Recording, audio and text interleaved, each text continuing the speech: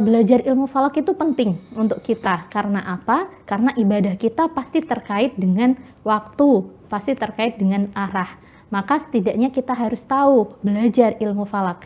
Maka kalau kita lihat hukum belajar ilmu falak itu adalah fardu kifayah ya. Fardu kifayah, harus ada orang yang paham, harus ada orang yang ahli dalam hal itu karena terkait dengan ibadah. Nah, dari situ baru saya tertarik untuk belajar ilmu falak. Oh, ternyata menarik begitu, benda-benda langit itu sangat menarik, apalagi dikaitkan dengan ibadah umat Islam. Jadi sangat membantu untuk memudahkan kita dalam beribadah, seperti itu.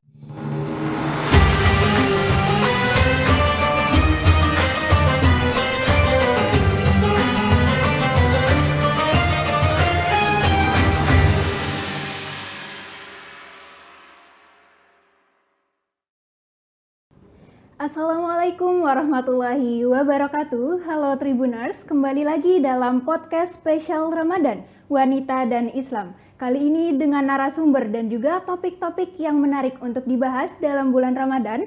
Bersama saya Garneta Lia Widianti sebagai host dalam podcast kali ini. Dan juga yang menemani saya, narasumber istimewa kita, ada Ibu Dr. Siti Tatmainul Qulub MSI. Selamat datang Ibu, bagaimana kabarnya Ibu Inung? Alhamdulillah baik Mbak Lia. Nah, Bu Inung ini akrab di UIN Sunan Ampel Surabaya, dipanggil sebagai Ibu Inung. Nah, Ibu Inung ini merupakan ketua dari program studi ilmu falak di Fakultas Syariah dan Hukum UIN Sunan Ampel Surabaya. Kali ini dalam podcast spesial Ramadan, Wanita dan Islam akan membahas tentang hilal atau kita akan mengobrol seputar hilal, rahasia penentuan awal dalam bulan Ramadan.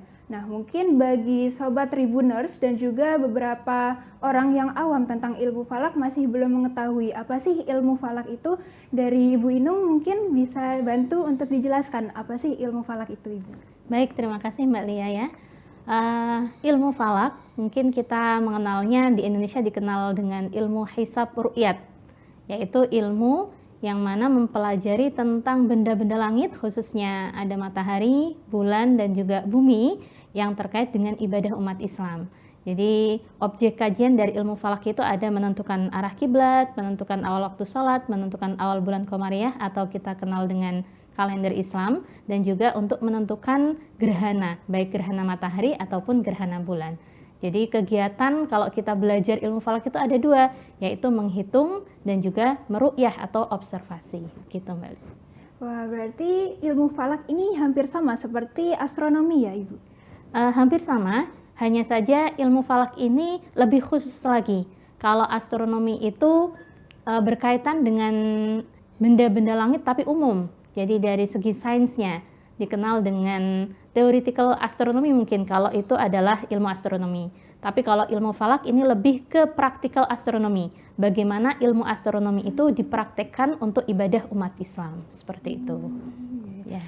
Bu Inung, apa sih yang membedakan antara ilmu falak di saat ini dan juga ilmu falak pada zaman dahulu atau tradisional, Ibu? Baik, terima kasih. Kalau ilmu falak saat ini itu kita sudah lebih canggih ya, lebih modern dengan berbagai alat, di mana alat-alat tersebut bisa digunakan baik secara manual ataupun secara digital ya. Kita ada teodolit, ada teleskop, kemudian juga alat-alat yang bisa merekam dan seterusnya.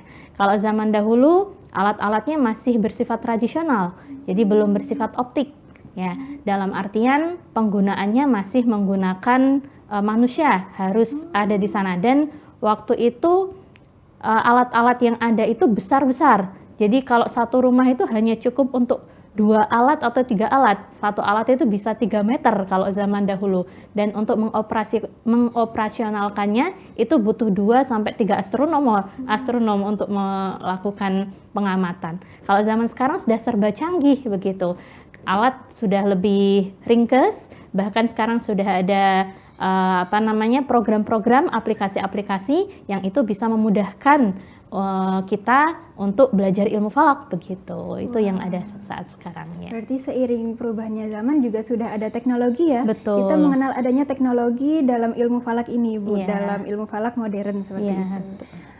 Ibu Inung, kalau saya ingin bertanya ke Ibu Inung, ini ketertarikan awal dalam dunia ilmu falak ini apa sih, Ibu? Baik, saya dulunya di aliyah itu bukan belajar ilmu falak ya. Saya aliyah itu di madrasah aliyah keagamaan. Hanya saja waktu itu dapat beasiswa untuk beasiswa mora dari Kementerian Agama itu di UIN Wali Songo Semarang ya. Itu programnya beasiswanya di sana konsentrasi ilmu falak. Dari situlah saya belajar awal. Nah, belajar awal itu kemudian karena waktu masuk itu masih prodi Akhwalus Sasiyah, konsentrasinya adalah ilmu falak. Saya baru tahu ya apa sih ini. Akhirnya karena belum tahu tentang itu, orang tua saya yang ini adalah bapak saya yang pertama itu ngajarkan saya tentang ilmu falak. Jadi guru falak pertama saya itu bapak saya. Belajar tentang Sulamun Nayyiran waktu itu, kitab falak. Kalau sekarang takribi, metodenya masih metode yang kurang akurat, cuman itu dipelajari di pondok-pondok pesantren salaf, itu belajarnya pakai Sulamun Nayyiran. Nah, dari situ baru saya tertarik untuk belajar ilmu falak. Oh, ternyata menarik begitu, benda-benda langit itu sangat menarik, apalagi dikaitkan dengan ibadah umat Islam. Jadi sangat membantu untuk memudahkan kita dalam beribadah, seperti itu. Berarti tokoh pertama yang mengenalkan tentang ilmu falak itu justru dari ayah sendiri. Betul, ya, Ibu Inung? Ayah saya, guru pertama saya falak. Nah, makanya dari itu mulai tertarik di ilmu falak dan ingin menekuni juga ya. Iya. Ibu Inung, mungkin kalau dari ketertarikan ini, apa sih yang membuat mahasiswa atau orang-orang ini tertarik untuk belajar ilmu falak itu sendiri, Ibu? Ya, biasanya mahasiswa itu tertarik kalau sudah observasi. Ya, kalau sudah ngamati praktek itu tertarik.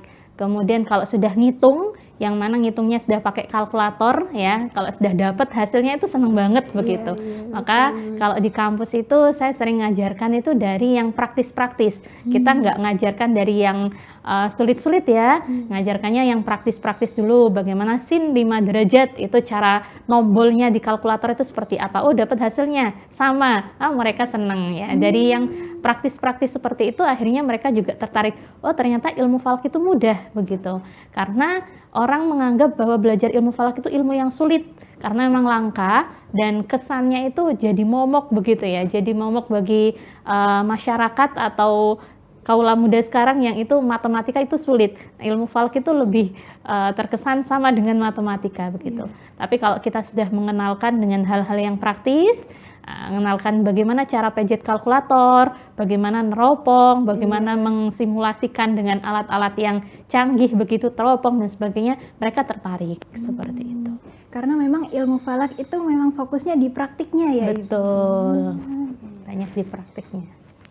Ibu Inung, kalau dari melihat hilal sendiri ini berarti berkaitan dengan istilah Ruqyatul Hilal ya, Ibu? Kalau dari istilah Ruqyatul Hilal itu apa sih, Ibu? Baik. Kita mengenal ada 2 metode ya untuk menentukan awal bulan. Jadi Ru'yatul Hilal itu lebih terkait dengan penentuan awal bulan Komariah. Ada 2 metode yang digunakan untuk menentukan awal bulan Komariah. Yang pertama adalah metode ru'yah atau melihat hilal. Yang kedua adalah metode hisab atau menghitung posisi hilal. Nah, 2 metode ini sama-sama merupakan cara untuk menentukan awal bulan Komariah. Ya, hanya saja memang pendekatan yang digunakan berbeda. Kalau di Indonesia biasanya ru'yah itu terkesan sebagai metode yang digunakan oleh Nahdlatul Ulama. Kita di Indonesia ada Ormas Islam ya. Nah, Nahdlatul Ulama menggunakan Ru'yatul Hilal, sedangkan metode hisab itu digunakan oleh Ormas Muhammadiyah.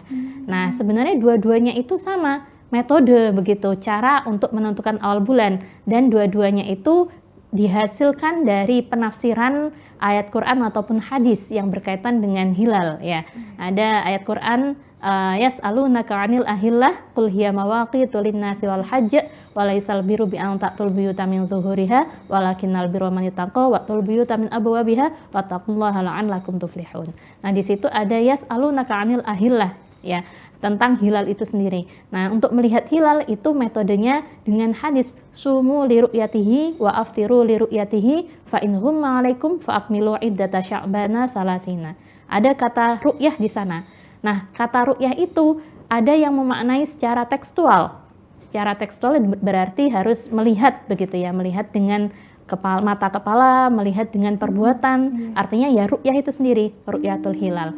Ada yang memaknai dengan kontekstual. Kalau zaman dulu mungkin Nabi itu sulit untuk melihat hilal, untuk melakukan hisab begitu ya. Jadi yang bisa dilakukan hanya ru'yah secara fi'li atau ru'yah dengan mata kepala, dengan perbuatan. Nah sekarang ru'yah itu bisa digantikan dengan hisab, ada yang memaknai seperti itu. Sehingga kemudian dijadikan hisab itu sebagai metode untuk menentukan awal bulan Komariah. Jadi begitu sejarahnya. Betul. Untuk perbedaannya antara metode ruqyatul hilal dengan hisab. Hisab. Itu. Ini apakah menjadi salah satu faktor juga Bu Inung untuk mengapa sih berbeda setiap tahunnya antara tadi ormas yang Nahdlatul Ulama dan juga dengan Muhammadiyah itu sendiri? Ya, salah satunya adalah dari metode penentuan awal bulan Komariah. Jadi ada yang memaknai dengan hisab ya. Hisab itu sendiri kan melihat hilal dengan perhitungan, dengan akal. Jadi kalau dari hisab itu sendiri, kalau di Indonesia Muhammadiyah sekarang menetapkannya masih menggunakan wujudul hilal. Di mana hisab wujudul hilal itu kalau dari perhitungan hilalnya sudah di atas ufuk, maka besoknya itu sudah tanggal 1. Di atas ufuk itu berarti di atas 0 derajat, berapapun ketinggiannya itu ya. Tapi kalau metode ru'yah itu harus bisa dilihat hilalnya. Kalau tidak bisa dilihat hilalnya ketika tanggal 29 bulan Hijriah ya, misalkan kita mau menentukan tanggal 1 Ramadan, ru'yahnya dilaksanakan tanggal 29 Sya'ban sore hari. Ketika matahari terbenam, kemudian dilakukan ru'yah, nah kok tidak terlihat, maka esoknya disempurnakan bulan Sya'ban menjadi 30 hari. Tapi kalau terlihat, maka ditetapkan sebagai tanggal 1 esok harinya. Hal ini yang menyebabkan perbedaan penentuan awal bulan. Nah sekarang pun kalau sekarang sudah beralih ya menjadi imkanur ru'yah. NU itu sudah beralih ke kriteria imkanur ru'yah bersamaan dengan pemerintah juga. Imkanur ru'yah itu berarti kriteria kemungkinan hilal itu bisa dilihat. Jadi ada kriteria batas minimal hilal bisa dilihat, yaitu tinggi hilal minimal 3 derajat dan sudut elongasi matahari dan bulan itu 6,4 derajat. Jadi ketika matahari terbenam, hilal itu posisinya di mana? Kalau sudah di atas 3 derajat ya, tinggi hilalnya dari ufuk dan sudut elongasinya sudah di atas 6,4 derajat, maka kemungkinan hilal itu bisa dilihat. Jadi ditetapkan besoknya sebagai tanggal 1. Tapi kalau kurang dari itu sebagaimana kemarin ya yang terjadi dalam penentuan awal bulan Ramadan 1446 Hijriah itu kita menunggu untuk Aceh. Kenapa kok nunggu di Aceh? Karena Indonesia itu, pemerintah Indonesia menggunakan kriteria imkanur ru'yah 3 derajat untuk tinggi hilal, elongasinya 6,4 derajat. Di seluruh Indonesia untuk tinggi hilal sudah memenuhi. Tapi untuk kriteria elongasi itu hanya Aceh yang memenuhi. Sedangkan di sebelah timur Aceh itu belum ada yang memenuhi. Jadi menunggu hasil ru'yah dari Aceh. Nah Aceh sudah ada yang melihat hilal, sudah disumpah, maka itu bisa ditetapkan untuk seluruh wilayah Indonesia. NU sama dengan pemerintah menggunakan kriteria tersebut. Hanya saja Muhammadiyah belum ke sana. Muhammadiyah pakainya kriteria wujudul hilal hisab tadi. Sesama metode ini sangat menarik ya Bu. Ada metode, ada caranya masing-masing gitu. Betul. Melalui kalau tadi imkanur ruqyat ya Ibu, untuk melihat kemungkinan terlihatnya hilal seperti itu. Nah kalau dari posisi hisab dalam penentuan awal bulannya ini tuh apakah bisa hisab ini dianggap sebagai penggantinya ruqyat gitu atau sebaliknya seperti itu? Baik, sebenarnya namanya metode ya, tidak ada kalau saya sih tidak bisa menggantikan satu sama lain. Artinya hisab dan ruqyat itu seperti dua sisi mata uang, saling berkaitan dan saling membantu. Ruqyat tanpa hisab itu tidak bisa dilakukan. Karena apa? Ruqyatnya mesti ngaco, lihatnya kemana-mana tanpa ada panduan. Jadi ruqyat harus dibarengi dengan hisab sebagai pedoman untuk ruqyat. Sedangkan hisab itu tidak bisa digunakan untuk menggantikan ruqyat. Karena memang dari tekstualnya sendiri ya, dari tekstualnya memang ruqyat ini atau awal bulan ini berbeda dengan awal waktu sholat. Kalau awal waktu sholat memang tanda waktunya dengan tanda waktu fenomena alam ya. lidulu kisyamsi, karena tergelincirnya matahari, itu untuk waktu sholat zuhur, dan seterusnya. Tidak ada kata-kata harus melihat bagaimana matahari tergelincir, itu tidak ada seperti itu. Tapi dengan fenomena alam, ya, untuk subuh itu terlihatnya fajar sodik, ya, fajar sodik atau fajar sodik dan fajar sodik, ya, berakhir ketika matahari terbit. Nah, itu hanya fenomena alam yang menjadi tanda untuk waktu sholat. Berbeda untuk awal bulan. Awal bulan di sana ada redaksi ru'yah hilal. Nah, makanya kalau pemerintah itu tidak mau meninggalkan ru'yah juga, ya, sama, karena memang dua-duanya ini saling melengkapi. Kalau di NU sih ru'yah ini menjadi ta'abbudi, artinya sesuatu yang bernilai ibadah, tidak bisa ditinggalkan, tidak bisa ditafsirkan dengan ta'akuli atau hisab saja, digantikan dengan hisab, begitu, tidak bisa. Nah, seperti itu. Kalau menurut saya hisab dan ru'yat saling berkaitan, kita tidak bisa meninggalkan salah satu, begitu. Untuk awal bulan terutama Ramadan, Syawal, Zulhijjah, kita mesti harus pakai ru'yah juga. Nah, hisab sebagai pedoman, tapi kalau selain dari itu kita bisa pakai hisab saja, karena memang dalilnya sumu li ru'yatihi wa aftiru li ru'yatihi, berpuasalah kalian karena melihat hilal, berarti untuk menentukan satu Ramadan, dan berbukalah kalian untuk dengan melihat hilal. Jadi untuk satu Syawal kita juga pakainya adalah ru'yah itu sendiri. Tapi untuk selain bulan itu tidak ada dalil yang menunjukkan kita harus ru'yah, tidak ada. Jadi untuk selain bulan yang tadi itu bisa pakai hisab. Ya, seperti itu. Wah, ini sangat menarik sekali untuk materi kali ini dan juga sangat berbobot, ya, Ibu. Baik itu metode hisab ataupun metode ru'yatul hilal, itu keduanya memiliki cara dan saling berkaitan juga. Gitu. Kalau kita melihat dari kedua metode ini, apakah terdapat kekurangan dan juga kelebihannya, Ibu, dari masing-masing ini? Pasti, ya. Jadi masing-masing itu memiliki kekurangan dan kelebihan. Kalau metode hisab itu kita bisa menghitung 100 tahun kemudian kapan, sudah pasti. Itu hisab. Kita bisa buat kalender dengan hisab. Kita bisa menentukan kapan kita siap-siap untuk puasa atau siap-siap lebaran, sudah bisa masak untuk besok pasti hari lebaran gitu, sudah masak, iya. Itu sudah pasti kalau pakai hisab. Tapi berbeda kalau hisab tapi tidak bisa digunakan untuk karena memang ibadah patokannya ya tadi terlihatnya itu. Memang mungkin kalau menggunakan hisab itu sudah masuk secara hitungan, tapi secara fisik tidak terlihat, begitu kan? Nah, seperti itu untuk hisab. Tapi kalau untuk ru'yat itu pasti terkendala dengan cuaca dan tidak pasti. Ya, terkendala cuaca, apalagi di Indonesia yang cuacanya itu seringkali mendung, berawan, sehingga sulit sekali untuk bisa menemukan hilal. Nah, itu kendalanya, kekurangannya di sana. Kita tidak bisa membuat kalender juga berdasarkan ru'yat.